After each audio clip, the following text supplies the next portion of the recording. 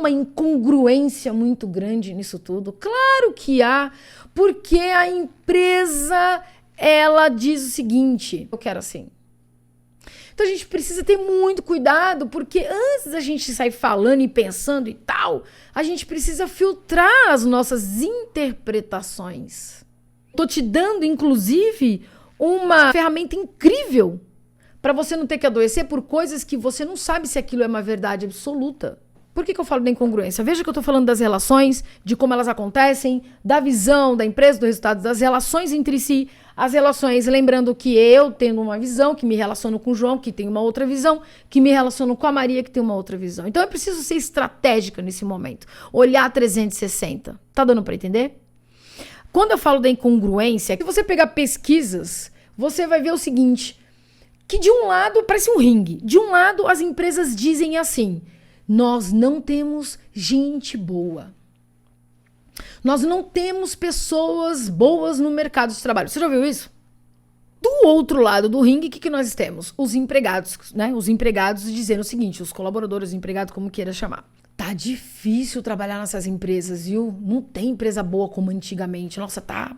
Ou as empresas não são boas, as empresas não são, enfim. Aí você vai me perguntar, Patrícia, o que é certo? Simples.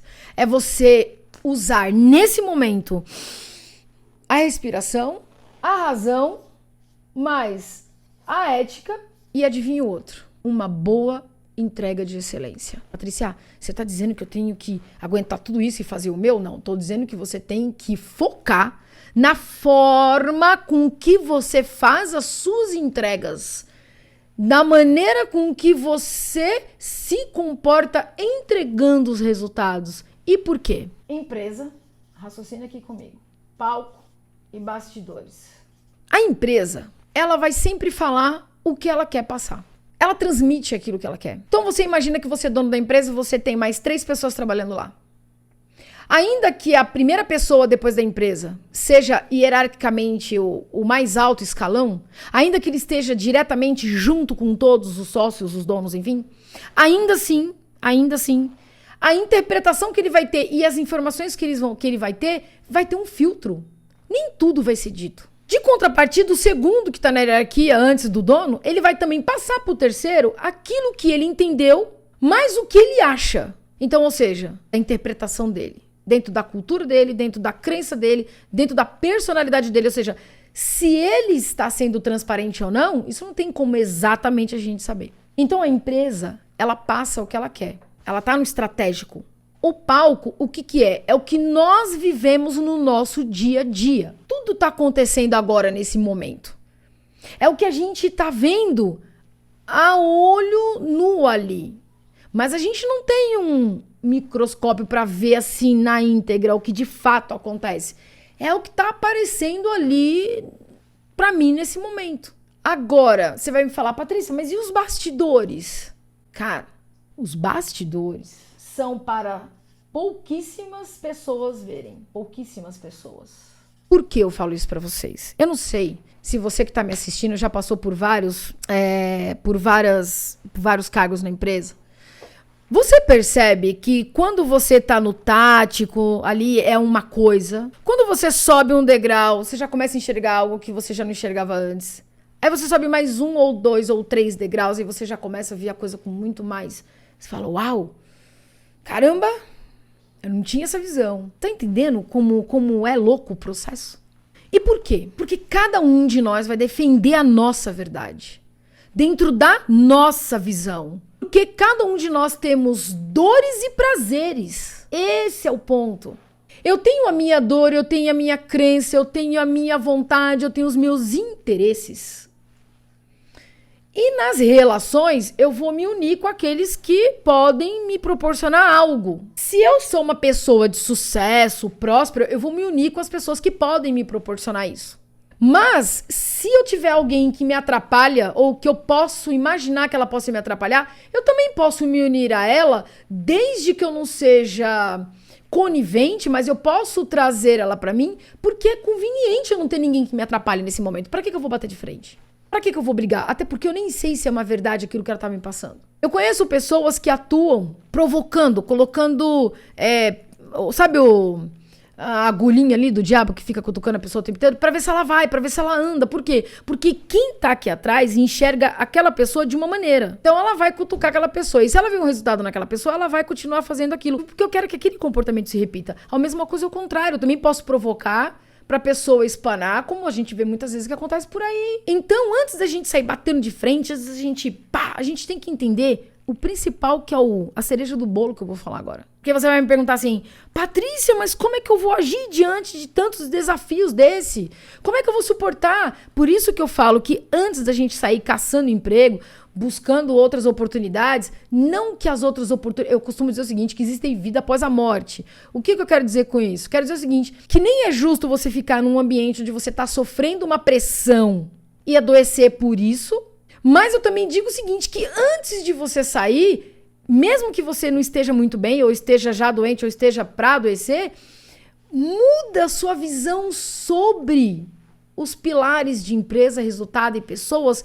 O que significa essas relações, o que você está fazendo dentro e o que você quer de lá. Por quê?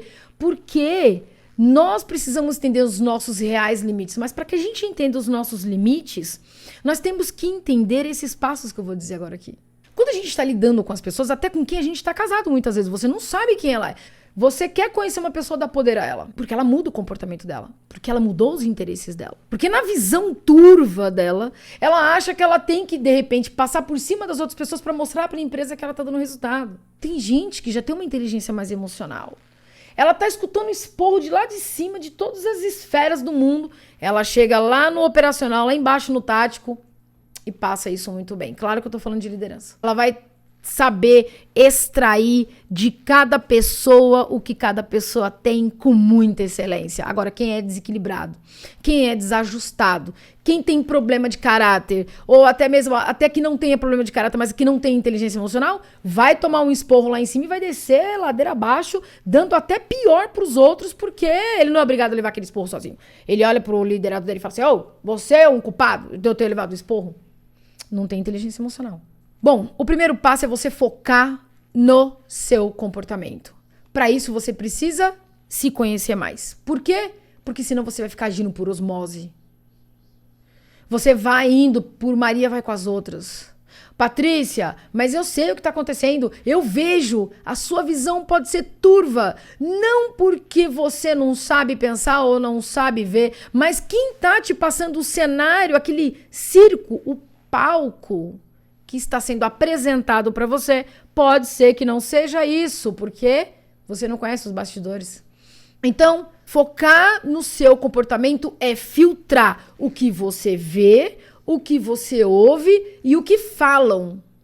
Filtra. Nós precisamos aprender a filtrar. Deu para entender? Depois, a empresa, visionário, ela é seu cliente. Entende isso? Quando você encara que a empresa é seu cliente, fica muito mais fácil. Quando a gente se acha só um empregadinho, tal, de merda ali, só mais um número, aí a gente vai sofrer mesmo, porque vai ser difícil. Quando a gente internaliza esse pensamento, é delicado. Agora, quando você se posiciona, quando você se sente realmente o profissional que você é, porque você sabe que você está fazendo uma boa entrega, aí entende que a empresa é seu cliente. Se a maioria das pessoas pensassem assim, quando elas montassem as empresas delas, elas não bateriam tanta cabeça como você vê hoje muito empreendedor batendo na cabeça quando sai de uma empresa. Porque ele leva aquele comportamento de colaborador para a empresa. E vou te dizer mais, parte de muitas empresas que hoje têm esses cenários desastrosos é porque o dono pensa como colaborador. Ele disputa com o funcionário, ele bate de frente com o funcionário, ele fica se metendo na ação de todo mundo, ele tira a autoridade das pessoas que ele mesmo, segundo ele, acha que deu. Então, as empresas, por que você tem que pensar que a empresa era seu cliente? Porque você está se enganando? Você está enganando o seu cérebro? Não! Porque é uma forma de ver muito mais inteligente, muito mais próxima. Por quê? Primeiro porque a empresa, ela por cultura e por crença, elas não criam laços com ninguém, por isso que vocês entendem tanta frieza. Não significa que esteja certo o que ela faz, porque nós precisamos entender o momento de saber acolher as pessoas, isso é importante. Só que a gente não pode negar que tem muitas empresas que acolhem e tomam na cabeça, porque tem funcionário também que apronta. Então, tá vendo?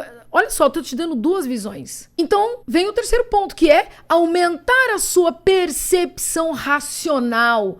Não olha as coisas com o coração. Puta, mas aquilo, mas... Tudo bem, você pode até sentir um momento de injustiça. Eu tive muito problema na minha adolescência nas empresas. Eu não tinha filtro, eu falava o que eu pensava. Se o cara tava roubando, eu dizia. Se ele era incompetente, eu falava na cara dele. E na cara dele.